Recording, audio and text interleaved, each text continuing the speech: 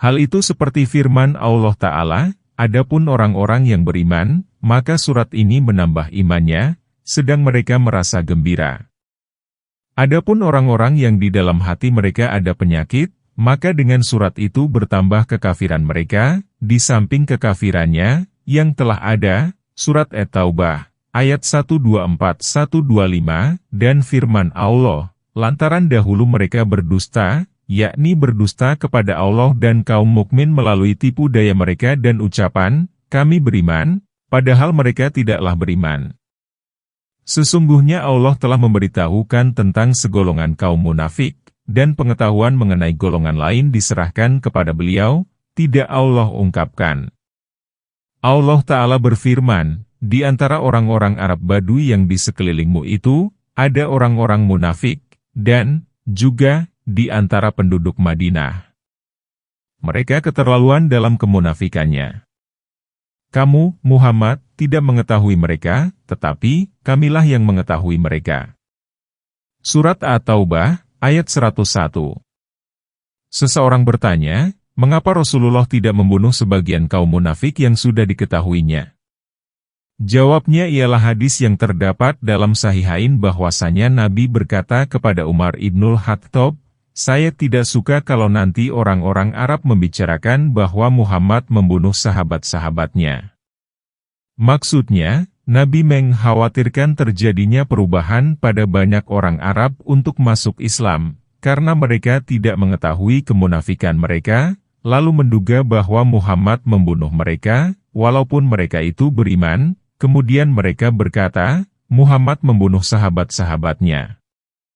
Ma'alik berpendapat bahwa sesungguhnya Nabi menahan diri untuk tidak membunuh kaum munafik dimaksudkan untuk menjelaskan kepada umatnya bahwa seorang hakim tidak boleh memutuskan berdasarkan pengetahuannya semata.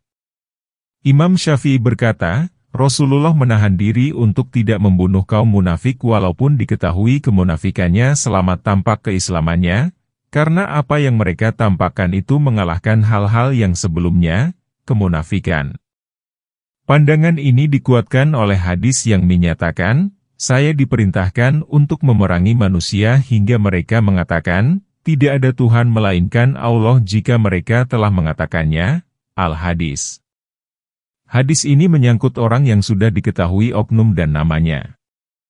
Adapun orang yang tidak diberitahukan oleh Allah kepada Rasulnya ihwal kemunafikannya, maka berkaitan dengan ini Allah Ta'ala berfirman, sesungguhnya jika tidak berhenti, orang-orang munafik, orang-orang yang berpenyakit dalam hatinya, dan orang-orang yang menyebarkan kabar bohong di Madinah, dan menyakitimu, niscaya kami perintahkan kamu, untuk memerangi mereka, kemudian mereka tidak menjadi tetanggamu, di Madinah, melainkan dalam waktu yang sebentar, dalam keadaan terlaknat. Di mana saja mereka dijumpai, mereka ditangkap dan dibunuh dengan sehebat-hebatnya.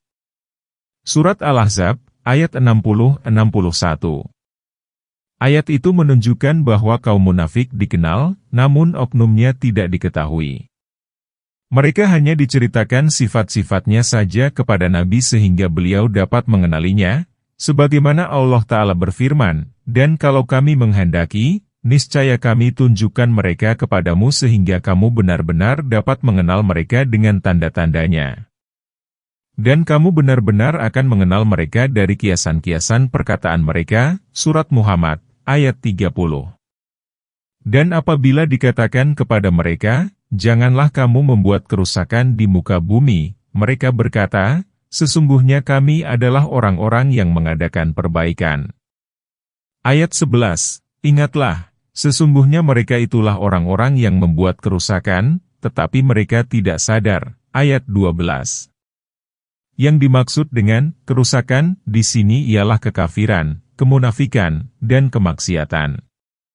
Maka firman Allah Ta'ala, dan apabila dikatakan kepada mereka, janganlah kamu membuat kerusakan di muka bumi, maksudnya ialah kekafiran, kemunafikan, dan kemaksiatan di muka bumi. Karena orang yang penentang perintah Allah atau menyuruh berbuat maksiat, berarti ia telah berbuat kerusakan di muka bumi, karena kemaslahatan hanya akan terwujud dengan ketaatan. Kaum munafik menduga bahwa dengan mengaku beriman, mereka dapat menipu kaum mukmin, tetapi Allah menelanjangi rahasia mereka supaya kaum mukmin tidak terperdaya oleh mereka, lalu menjadikan mereka sebagai pemimpin, sedangkan mereka pada hakikatnya adalah kaum munafik. Jadi, penetapan kaum munafik sebagai pemimpin oleh orang-orang yang beriman yang sebenarnya mereka adalah musuh nyata kaum mukmin, merupakan kerusakan yang besar di muka bumi. Karena lahiriah mereka tampak sebagai mukmin, maka ihwal mereka menjadi samar bagi kaum mukmin sehingga hampir saja terjadi kerusakan akibat ulah mereka, sebab merekalah yang menipu kaum mukmin dengan omongan mereka yang sama sekali tidak benar. Mereka berkomplot dengan kaum kafir terhadap kaum mukmin. Oleh karena itu, Allah Ta'ala berfirman, dan apabila dikatakan kepada mereka, janganlah kamu berbuat kerusakan di muka bumi, maka mereka berkata, sesungguhnya kami adalah orang-orang yang berbuat kebaikan. Sesungguhnya kami hendak mendamaikan kelompok mukmin dan kelompok kafir yang berasal dari kelompok musyrikin dan ahli kitab. Namun, Allah memperlihatkan apa yang mereka sembunyikan dan yang terdapat dalam hati mereka. Allah mendustakan mereka dengan firman-Nya, ingatlah, sesungguhnya mereka adalah orang-orang yang berbuat kerusakan, tetapi mereka tidak sadar. Yakni, apa yang mereka pegang dan duga sebagai perbuatan islah tiada lain adalah kerusakan itu sendiri. Namun, karena kebodohannya, mereka tidak menyadari keberadaan islah itu sebagai kerusakan. Ya Allah, teguhkanlah kami dalam memeluk agamamu dan menaatimu, dan jadikanlah kami dari kalangan kaum mukmin yang tidak bertentangan antara lahir dan batin kami. Dan apabila dikatakan kepada mereka, berimanlah kamu sebagaimana orang-orang telah beriman, mereka berkata, apakah kami harus beriman sebagaimana orang-orang bodoh telah beriman? Ingatlah, sesungguhnya merekalah orang-orang yang bodoh, tetapi mereka tidak tahu. Ayat 13. Allah Ta'ala berfirman, dan apabila dikatakan kepada mereka, berimanlah kamu sebagaimana orang-orang telah beriman. Yakni, seperti telah berimannya orang-orang kepada Allah, malaikat-malaikatnya, kitab-kitabnya, hari kebangkitan, surga, neraka, dan sebagainya dengan keimanan yang sesungguhnya, dan taatlah kamu kepada Allah dan Rasul-Nya dengan menjalankan perintah-perintah dan menjauhi berbagai larangannya, maka mereka berkata, apakah kami harus beriman sebagaimana orang-orang bodoh telah beriman? Yang dimaksudkan dengan orang-orang bodoh, ialah para sahabat Rasulullah. Mereka berkata, apakah kami dan mereka itu harus berada dalam satu kedudukan, sementara mereka adalah orang-orang yang bodoh? Allah memberi jawaban kepada mereka dengan firman-Nya, ingatlah, sesungguhnya mereka lah orang-orang yang bodoh, tetapi mereka tidak tahu. Yakni tidak mengetahui keadaan diri yang menunjukkan kebodohan dan kesesatan diri mereka sendiri. Sesungguhnya ketidaktahuan mereka itu lebih hina bagi mereka, lebih buta, dan lebih jauh dari jalan petunjuk sehingga bertambahlah kesesatan mereka, dan berarti bertambah pula kemurkaan dan azab Allah atas mereka.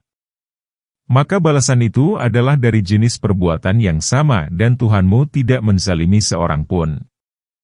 Dan apabila mereka bertemu dengan orang-orang yang beriman, mereka berkata, kami telah beriman. Dan apabila mereka kembali kepada setan-setan mereka, maka mereka berkata, sesungguhnya kami sependirian dengan kamu. Kami hanyalah berolok-olok, ayat 14. Allah akan membalas, mengolok-olok mereka dan membiarkan mereka terombang-ambing dalam kesesatan mereka, ayat 15. Allah Ta'ala berfirman bahwa apabila orang-orang munafik itu bertemu dengan orang-orang yang beriman, mereka berkata, kami telah beriman. Mereka menonjolkan keimanan, perwalian, dan kesucian sebagai tipuan bagi kaum mukmin dan sebagai kemunafikan, kepura-puraan, serta ketakutan agar mereka mendapat bagian kebaikan dan ghanimah, rampasan perang, yang didapat kaum mukmin. Dan apabila mereka kembali kepada setan-setan mereka, yakni apabila bergabung dengan para pemimpin, kepala suku, dan para pembesar mereka yang terdiri atas pendeta Yahudi dan para pemimpin kaum musyrik dan munafik, maka mereka berkata, "Sesungguhnya kami bersamamu, yakni kami sehaluan denganmu dalam kekafiran dan kemusyrikan. Kami melakukan hal itu hanyalah berolok-olok." Maksudnya, mengolok-olok para sahabat Muhammad. Kemudian Allah Ta'ala berfirman menanggapi perbuatan mereka, Allah mengolok-olok mereka dan membiarkan mereka terombang-ambing dalam kesesatan mereka. Yakni, sesungguhnya Allah mengolok-olok mereka, lalu Dia memperlihatkan kepada mereka sebagian dari hukumnya di dunia, berupa pemeliharaan atas harta dan darah mereka karena mereka memperlihatkan keimanan dengan ucapan mereka, "Tiada Tuhan melainkan Allah dan Muhammad sebagai Rasul Allah." Selain azab dan kesengsaraan yang disediakan untuk mereka di akhirat. Itulah penafsiran yang dipilih oleh Ibnu Jarir dengan alasan karena tipu daya, muslihat, dan olok-olok untuk tujuan mempermainkan dan guyonan, tercabut dari sisi Allah secara ijma, kesepakatan para ulama. Adapun tipu daya, muslihat, dan olok-olok yang ditujukan untuk hukuman pembalasan, dan memberi imbalan dengan adil dapat saja dilakukan Allah. Alasan tersebut dikuatkan oleh pendapat Ad-Dahhak dari Ibnu Abbas berkaitan dengan firman Allah, Allah akan mengolok-olok mereka, yang mengatakan bahwa Allah mengolok-olok mereka untuk menghukum mereka. Dan sehubungan dengan, dan Allah membiarkan mereka terombang-ambing dalam kesesatan mereka, telah diriwayatkan dari Ibnu Abbas dan Ibnu Mas'ud dari Anas, dari para sahabat Rasulullah bahwa yamudduhum berarti, melamakan mereka, menurut Mujahid, menambahi mereka, dan sebagian ulama mengatakan bahwa setiap kali mereka melakukan dosa baru, maka mereka diberi kenikmatan yang baru pula yang pada hakikatnya merupakan azab dari Allah. Sebagaimana firman Allah Ta'ala, maka tatkala mereka melupakan peringatan yang telah diberikan kepada mereka, kami pun membukakan semua pintu kesenangan untuk mereka, sehingga apabila mereka bergembira dengan apa yang telah diberikan kepada mereka, kami siksa mereka dengan sekonyong-konyong, maka ketika itu mereka terdiam berputus asa. Maka orang-orang yang zalim itu dimusnahkan sampai ke akar-akarnya. Segala puji bagi Allah Tuhan semesta alam. Surat Al-An'am, ayat 44-45. Ibnu Jarir berkata, pendapat yang benar ialah, kami menambahi mereka dengan cara melamakan dan membiarkan dalam kesesatan dan kedurhakaannya, sebagaimana Allah Ta'ala berfirman, dan, begitu pula, kami memalingkan hati dan penglihatan mereka seperti mereka belum pernah beriman kepadanya, Al-Quran, pada permulaannya. Dan kami biarkan mereka bergelimang dalam kesesatannya yang sangat. Surat Al-An'am, ayat 110. Al-amahu artinya, kesesatan. Al-umyu terjadi pada mata dan al-amahu pada hati. Kadang-kadang al-umyu juga digunakan untuk hati. Mereka itulah orang yang membeli kesesatan dengan petunjuk, maka tidaklah beruntung perniagaannya dan tidaklah mereka mendapat petunjuk, ayat 16. Artinya, orang-orang munafik itu mengambil kekafiran dan kemusyrikan, meninggalkan keimanan dan petunjuk, dan mereka menyukai perbuatannya itu. Makna ayat itu mirip dengan firman Allah, dan adapun kaum Samud, maka mereka telah kami beri petunjuk tetapi mereka lebih menyukai buta, kesesatan, daripada petunjuk itu. Surat Fussilat, ayat 17. Demikianlah, mereka mengganti petunjuk dengan kesesatan, menukar keimanan dengan suatu harga yang digunakannya untuk membeli kekafiran. Oleh karena itu, Allah Ta'ala berfirman, maka tidaklah beruntung perniagaannya dan tidaklah mereka tunduk. Yakni, akad jual beli mereka itu tidak beruntung dan tidak mendapat petunjuk dalam perbuatannya itu. Sesungguhnya mereka telah keluar dari petunjuk kepada kesesatan, dari persatuan kepada perpecahan, dari keamanan kepada ketakutan, dan dari sunnah kepada bid'ah. Perumpamaan mereka adalah seperti orang yang kenyalakan api.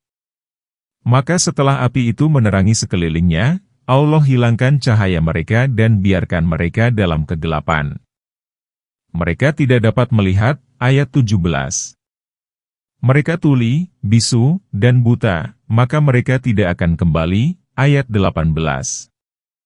Sesungguhnya setelah kaum munafik membeli kesesatan dengan petunjuk dan mereka menjadi buta setelah melihat, maka perumpamaan mereka seperti orang yang menyalakan api, yakni orang yang mencari penerangan dengan api agar dia dapat melihat apa yang ada di sekelilingnya.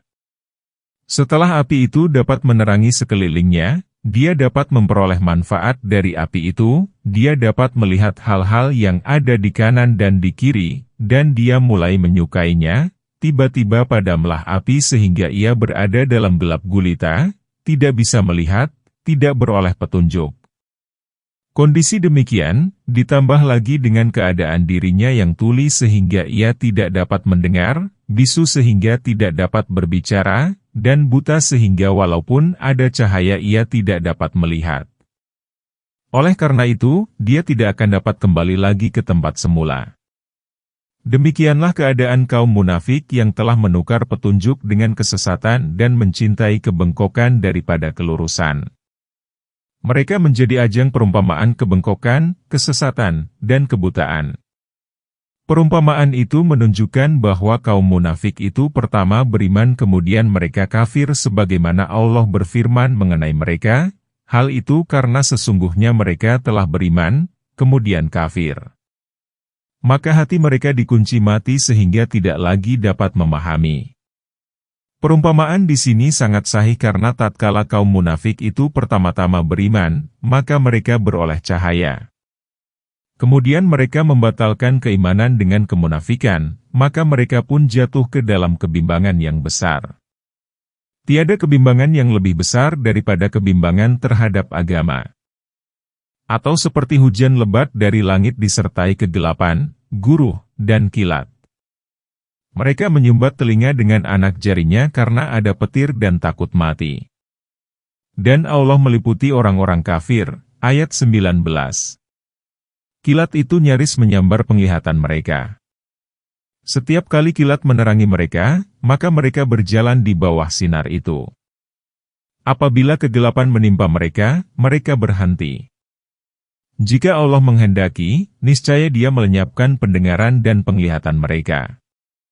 Sesungguhnya Allah berkuasa atas segala sesuatu. Ayat 20. Ini perumpamaan lain yang diberikan Allah kepada jenis kaum munafik lainnya, yaitu orang yang suatu waktu memperlihatkan kebenaran dan pada waktu yang lain dia memperlihatkan keraguan. Kondisi hati mereka yang ragu-ragu, kafir, dan bimbang adalah seperti hujan lebat. Syaib artinya hujan yang turun disertai kondisi kegelapan, yang diserupakan dengan keraguan, kekafiran, dan kemunafikan, disertai guruh, yang diserupakan dengan gejolak hati karena ketakutan, sebab kaum munafik itu merasa takut dan kaget luar biasa, sebagaimana Allah Ta'ala berfirman, mereka menduga bahwa setiap teriakan yang keras itu menimpa mereka. Dan kilat, ialah yang berkelebat dalam hati kaum munafik semacam itu kadang-kadang merupakan cahaya keimanan. Oleh karena itu, Allah Ta'ala berfirman, mereka menyumbat telinganya dengan anak jarinya, karena petir, sebab takut akan mati. Dan, Allah meliputi orang-orang yang kafir. Yakni, ketakutan mereka itu tak berguna sedikit pun karena Allah meliputi mereka melalui kekuasaannya dan mereka itu berada di bawah kehendak dan iradahnya. Kilat itu nyaris menyambar penglihatan mereka, karena kuat dan hebatnya kilat terhadap dirinya serta lemahnya penglihatan dan ketidakteguhannya dalam keimanan. Ibnu Abbas berkata bahwa penetapan Al-Quran nyaris membukakan aib kaum munafik. Setiap kali kilat itu menerangi mereka, mereka berjalan di dalamnya. Dan apabila kilat itu membuat mereka kegelapan, maka mereka berhenti. Ibnu Abbas berkata, maksudnya, tatkala mereka mengetahui kebenaran dan mengatakannya, maka mereka dapat berjalan lancar. Namun, apabila mereka kembali kepada kekafiran, mereka mandek dan kebingungan. Demikianlah diriwayatkan dari para sahabat. Itulah penafsiran ayat yang paling jelas dan sahih. Begitu juga keadaan mereka pada hari kiamat tatkala manusia beri cahaya sesuai dengan keimanannya. Maka, di antara mereka ada yang diberi cahaya yang berkapasitas untuk perjalanan 1 farsah, 5 kilometer, ada yang diberi cahaya lebih besar atau lebih kecil, ada orang yang cahayanya itu kadang-kadang menyala dan kadang-kadang mati, ada orang yang berjalan di atas jembatan kadang-kadang berhenti dan kadang-kadang melaju, ada orang yang cahayanya mati sama sekali, yaitu kaum munafik murni. Berkaitan dengan kaum terakhir ini Allah berfirman, pada hari ketika orang-orang munafik laki-laki dan perempuan berkata kepada orang-orang yang beriman, tunggulah kami supaya kami dapat mengambil sebagian dari cahayamu. Dikatakan kepada mereka, kembalilah kamu ke belakang dan carilah sendiri cahaya, untukmu. Surat Al-Hadid, ayat 13. Sehubungan dengan kaum mukmin Allah berfirman, pada hari ketika itu kamu melihat orang mukmin laki-laki dan perempuan, sedang cahaya mereka bersinar di hadapan dan di sebelah kanan mereka, dikatakan kepada mereka, pada hari ini ada berita gembira untukmu, yaitu, surga yang mengalir di bawahnya sungai-sungai. Surat Al-Hadid, ayat 12. Dan Allah Ta'ala berfirman, pada hari ketika Allah tidak menghinakan Nabi dan orang-orang yang beriman bersama dengan dia, sedang cahaya mereka memancar di hadapan dan di sebelah kanan mereka, sambil mereka mengatakan, ya Tuhan kami, sempurnakanlah bagi kami cahaya kami dan ampunilah kami, sesungguhnya Engkau Maha Kuasa atas segala sesuatu. Surat At-Tahrim, ayat 8. Dan apabila Allah menghendaki, niscaya Dia melenyapkan pendengaran dan penglihatan mereka. Ibnu Abbas berkata, karena mereka meninggalkan kebenaran yang telah diketahuinya. Sesungguhnya Allah Maha Kuasa atas segala sesuatu. Masih menurut Ibnu Abbas, sesungguhnya Allah Maha Kuasa atas segala azab dan ampunan yang hendak diberikan kepada hamba-hambanya. Ibnu Jarir berkata, sesungguhnya Allah menyifati dirinya dengan kekuasaan atas segala sesuatu dalam bidang ini tiada lain karena Dia hendak menakut-nakuti kaum munafik dengan azab dan kekuasaannya, hendak memberitahu mereka bahwa Dia meliputi mereka dan berkuasa untuk melenyapkan pendengaran dan penglihatan mereka. Makna Qadir ialah zat yang maha mampu, Qadir. Hai manusia, beribadahlah kamu kepada Tuhanmu yang telah menciptakan kamu dan orang-orang sebelum kamu, agar kamu bertakwa, ayat 21. Dialah yang menjadikan bumi sebagai hamparan bagimu dan langit sebagai atap, dan Dia menurunkan air, hujan, dari langit, lalu Dia menghasilkan dengan hujan itu segala buah-buahan sebagai rezeki untukmu, karena itu janganlah kamu mengadakan sekutu-sekutu bagi Allah, padahal kamu mengetahui, ayat 22. Muhammad bin Ishaq berkata melalui sanad dari Ibnu Abbas, hai manusia, sembahlah kepada Tuhanmu, ayat ini merupakan kitab kepada kaum kafir dan kaum munafik. Maksud ayat itu ialah esakanlah Tuhanmu yang telah menciptakan kamu dan orang-orang sebelum kamu. Dalam ayat ini, Allah yang Maha Suci lagi Maha Tinggi menjelaskan keesaan uluhiyahnya, ketuhanannya, bahwa Dia yang memberikan nikmat kepada hamba-hambanya dengan mengeluarkan mereka dari tiada kepada ada serta menyempurnakan bagi mereka nikmat lahiriah dan batiniah. Yaitu Dia menjadikan bagi mereka bumi sebagai hamparan seperti tikar yang dapat diinjak-injak, stabil, dan dikokohkan dengan gunung-gunung yang menjulang. Dan langit sebagai atap. As-Sama, diartikan, atap, sama dengan firman Allah, dan kami telah menjadikan langit sebagai atap yang terpelihara, sedang mereka berpaling dari ayat-ayat kami. Dan Dia telah menurunkan dari langit air. Yang dimaksud dengan langit di sini ialah awan. Yakni, hujan turun pada saat dibutuhkan oleh mereka. Lalu Dia mengeluarkan bagi mereka buah-buahan dan tanaman yang dapat dilihat sebagai rezeki bagi mereka dan ternak mereka. Dialah yang Maha Pencipta, Maha Pemberi rezeki, dan Maha menguasai negeri berikut penghuni dan rezeki mereka. Semua itu menjadikan Dia sebagai satu-satunya Tuhan yang harus diibadahi tanpa ada sekutu baginya. Oleh karena itu, Dia berfirman, maka janganlah kamu menjadikan sekutu-sekutu bagi Allah, padahal kamu mengetahui. Yakni, janganlah kamu menyekutukan dengan Allah beberapa sekutu yang tidak dapat memberi manfaat dan mudarat, padahal kamu mengetahui bahwa tiada Tuhan selain Dia yang memberikan rezeki kepadamu. Dalam Syahihain dikatakan dari Ibnu Mas'ud, dia berkata, "Saya bertanya, wahai Rasulullah, dosa apakah yang paling besar di sisi Allah?" Nabi bersabda, "Kamu menjadikan sekutu bagi Allah, padahal Dialah yang telah menciptakanmu." Bukhari dan Muslim. Hadis Muadz pun menyatakan, "Tahukah kamu apa yang menjadi hak Allah sebagai kewajiban atas hambanya, yaitu, hendaklah mereka menyembahnya dan tidak menyekutukannya dengan apapun." Dalam hadis lain dikatakan, "Jangan sekali-kali salah seorang di antara kamu mengatakan, apa yang dikehendaki Allah dan dikehendaki fulan, namun katakanlah, apa yang dikehendaki Allah, kemudian apa yang dikehendaki fulan." Sehubungan dengan firman Allah Ta'ala, maka janganlah kamu menjadikan sekutu-sekutu bagi Allah. Ibnu Abbas berkata, menjadikan tandingan sebagai sekutu adalah syirik yang lebih samar daripada melatanya semut hitam di kegelapan malam. Termasuk menjadikan sekutu bagi Allah ialah ucapan, "Demi Allah demi hidupmu dan demi hidupku, hai fulan." Dia mengatakan, "Kalaulah tak ada anjing ini, niscaya kami disatroni maling, dan, kalaulah tak ada angsa, niscaya kami disatroni maling." Juga perkataan seseorang kepada temannya, "Apa yang dikehendaki Allah dan kamu, kalaulah tidak ada Allah dan si fulan," semua itu merupakan syirik. Dalam hadis disebutkan, sesungguhnya seseorang bertanya kepada Rasulullah, "Apa yang dikehendaki Allah dan engkau?" Maka beliau bersabda, "Apakah engkau menjadikan aku sebagai tandingan Allah?" Dalam hadis lain dikatakan, alangkah baiknya suatu kaum selagi tidak membuat tandingan bagi Allah dengan mengatakan, "Apa yang dikehendaki Allah dan dikehendaki si fulan." Sedang kamu mengetahui, yakni sedang kamu mengetahui sesungguhnya tiada Tuhan bagimu yang memberimu rezeki selain Dia.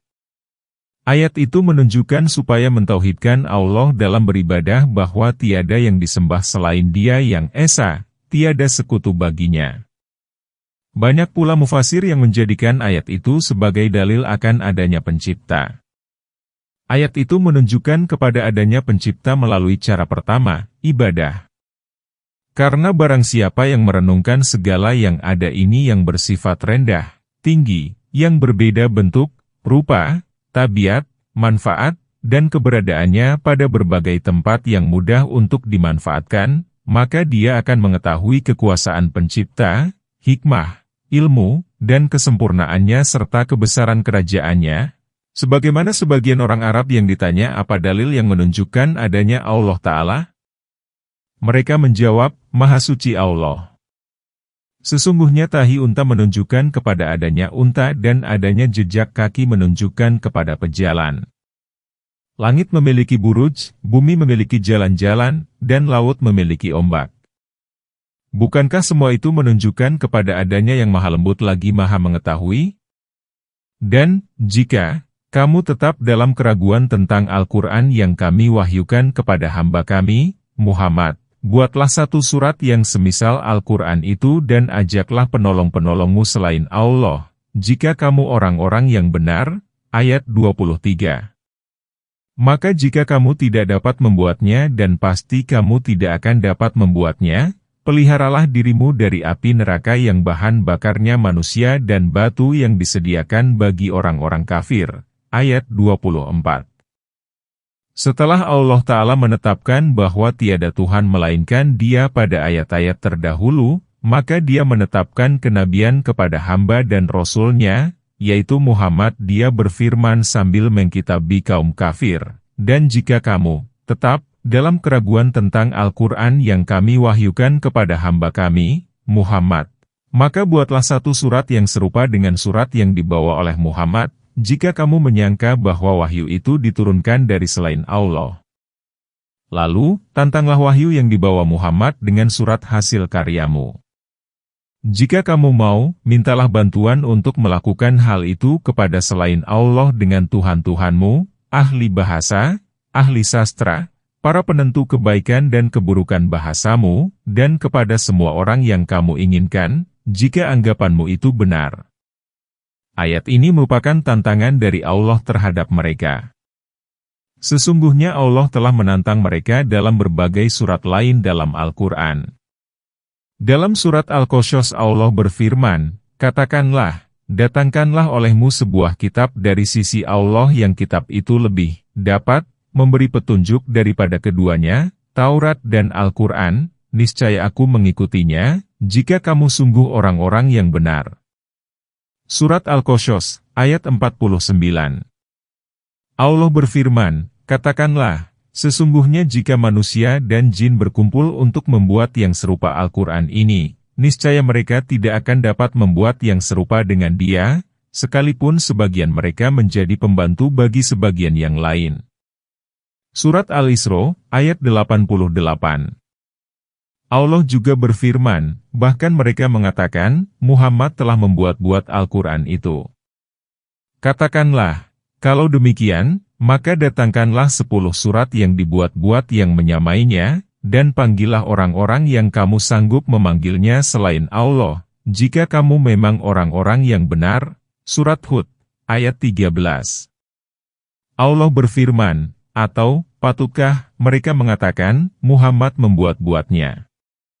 Katakanlah, kalau benar yang kamu katakan itu, maka cobalah datangkan sebuah surat seumpamanya dan panggillah siapa-siapa yang dapat kamu panggil, untuk membuatnya, selain Allah, jika kamu orang-orang yang benar. Surat Yunus, ayat 38. Ayat-ayat terdahulu merupakan ayat-ayat Makkiyah. Kemudian, Allah pun menantang mereka dengan surat Madaniyah. Allah berfirman, "Dan jika kamu tetap dalam keraguan tentang Al-Quran yang kami wahyukan kepada hamba kami, Muhammad, maka buatlah satu surat yang serupa dengannya dan ajaklah teman-temanmu selain Allah, jika kamu orang-orang yang benar." Yakni, buatlah satu surat yang serupa dengan surat Al-Quran ini. Sesungguhnya Allah telah menantang semua orang baik secara berkelompok maupun dengan bersatu, baik menyertakan orang awam maupun ahli kitab. Itu merupakan tantangan yang sangat sempurna dan komprehensif daripada tantangan yang ditujukan kepada salah seorang yang ummi, yang tidak dapat menulis, dan tak memahami suatu dari cakupan ilmu.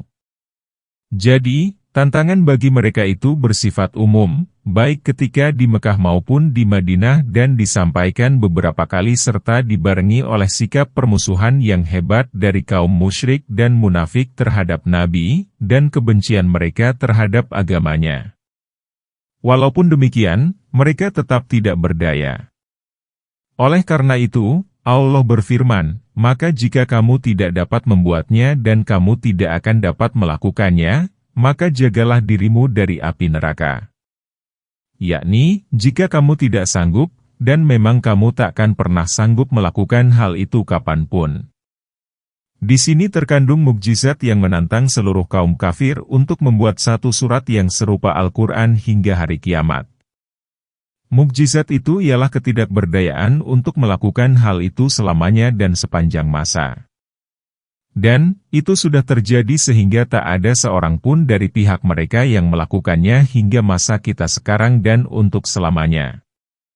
Karena Al-Quranul Karim merupakan firman Allah, dan firman Allah tidak akan dapat diserupai oleh ucapan makhluk, baik kata-kata maupun maknanya. Allah berfirman, Alif Lam Ra, inilah suatu kitab yang ayat-ayatnya disusun dengan rapi serta dijelaskan secara terperinci, yang diturunkan dari sisi Allah yang Maha Bijaksana lagi Maha Tahu. Surat Hud, ayat 1.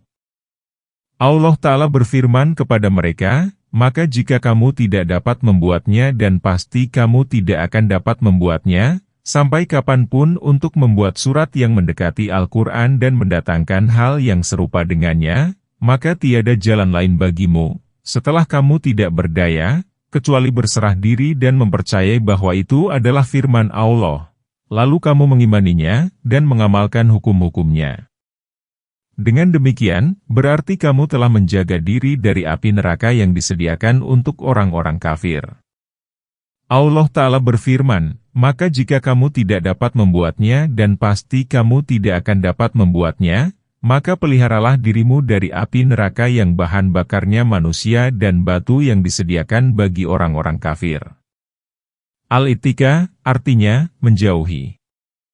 Jadi, jauhilah api neraka yang nanti bahan bakarnya pada hari kiamat ialah manusia yang kafir kepada Al-Quran ini, dan batu-batu yaitu batu-batu, arca berhala, yang disembah selain Allah oleh orang kafir. Allah Ta'ala berfirman, sesungguhnya kamu dan apa yang kamu sembah selain Allah adalah umpan jahanam, kamu pasti masuk ke dalamnya. Andaikan berhala-berhala itu Tuhan, tentulah mereka tidak masuk neraka. Dan, semuanya akan kekal di dalamnya, Surat Al-Anbiya, ayat 98-99. Batu dalam ayat itu dapat pula diartikan sebagai batu belerang, di samping batu berhala, yang digunakan untuk menyalakan api neraka, lalu, batu itu berkobar hebat supaya azabnya lebih hebat bagi penghuninya. Penafsiran demikian dikemukakan oleh Ibnu Mas'ud dan sejumlah sahabat. Firman Allah Ta'ala, disediakan bagi orang-orang kafir, yakni dipersiapkan dan diperuntukkan bagi orang-orang kafir yang melakukan kekafiran seperti yang tengah kamu lakukan. Ayat ini dijadikan dalil oleh sebagian imam bahwa neraka itu sudah ada sekarang juga karena firman Allah mengatakan uiddat lil kafirin yang berarti telah disediakan dan diperuntukkan. Dan, berdasarkan sabda Nabi, surga dan neraka telah beradu argumentasi. Hal itu menunjukkan bahwa keduanya sudah ada. Masih banyak hadis sahih lainnya yang menunjukkan keberadaan keduanya. Demikianlah, sesungguhnya Allah menantang kaum kafir untuk membuat sebuah surat Al-Quran. Diberitakan pula bahwa mereka tidak akan sanggup membuat surat yang serupa dengan Al-Quran, baik sedikit maupun banyak, baik surat panjang maupun pendek, karena setiap surat dalam Al-Quran merupakan mukjizat bagi semesta alam dan mereka tak akan mampu membuat yang serupa dengannya. Diriwayatkan bahwa Amr ibnul A'ash, sebelum masuk Islam, datang kepada Musailamah Al-Kadzdzab. Dia berkata kepada Amr, apa yang diturunkan kepada sahabatmu di Mekah sekarang? Amr menjawab, sesungguhnya telah diturunkan kepadanya sebuah surat yang singkat dan sangat komunikatif. Musailamah bertanya, surat apakah itu? Amr berkata, demi masa. Sesungguhnya manusia itu benar-benar berada dalam kerugian, kecuali orang-orang yang beriman dan mengerjakan amal saleh dan saling menasihati supaya menetapi kebenaran dan saling menasihati supaya menetapi kesabaran. Surat Al-Asr, ayat 1-3. Musailamah berpikir sejenak, kemudian mengangkat kepalanya dan berkata, sesungguhnya telah diturunkan pula kepada saya surat yang serupa dengannya. Amr bertanya, surat apakah itu? Musailamah berkata, hai kelinci, hai kelinci. Engkau bertelinga dua dan berdada. Anggota tubuhmu lainnya ringkih tak memadai. Dia berkata, hai Amr, bagaimana menurutmu? Amr menjawab, demi Allah, sesungguhnya engkau benar-benar mengetahui dan aku mengetahui kamu itu bohong. Dan sampaikanlah berita gembira kepada orang-orang yang beriman dan beramal saleh bahwa bagi mereka disediakan surga-surga yang mengalir sungai-sungai di bawahnya. Setiap mereka diberi rejeki buah-buahan dalam surga-surga itu, mereka berkata, inilah yang pernah diberikan kepada kami dahulu. Mereka diberi buah-buahan yang serupa dan untuk mereka di dalamnya ada istri-istri yang suci, sedang mereka kekal di dalamnya. Ayat 25. Setelah Allah menuturkan azab dan nestapa yang disediakannya untuk orang-orang munafik dan kafir, maka dia mengaitkannya dengan cerita sebaliknya tentang kondisi kaum mukmin dan kenikmatan abadi yang disediakannya untuk mereka. Yaitu, orang-orang yang membuktikan keimanannya dengan berbagai amal saleh. Al-Quran disajikan dalam susunan seperti itu, yaitu targhib, memotivasi dan tarhib, menakut-nakuti, yang karena Al-Quran disebut Al-Matsani, Menurut pendapat para ulama yang soleh, karena tidaklah Al-Quran itu menceritakan kondisi kaum mukmin dan nikmat yang disediakan untuk mereka melainkan ia pun menuturkan secara langsung kondisi kaum kafir dan azab serta nestapa yang disediakan untuk mereka. Oleh karena itu, Allah berfirman, dan sampaikanlah berita gembira kepada orang-orang yang beriman dan beramal saleh bahwa bagi mereka disediakan surga-surga yang mengalir sungai-sungai di bawahnya. Dia menyifati surga yang di bawahnya mengalir sungai-sungai, yakni dari bawah pohon dan kamar-kamar surga. Dalam sebuah hadis disebutkan bahwa sungai-sungai surga itu mengalir bukan dalam saluran yang panjang. Ia bermuara ke dalam telaga Kautsar yang dari kedua sisinya dinaungi kubah mutiara yang berongga dan tidak bertentangan antara kedua sisinya itu. Tanah surga merupakan kasturi yang mengkristal dan humusnya berupa mutiara dan permata. Kami memohon kepada Allah Ta'ala kiranya Dia memberi kami taufik untuk memasuki surga dengan karunia dan rahmat-Nya.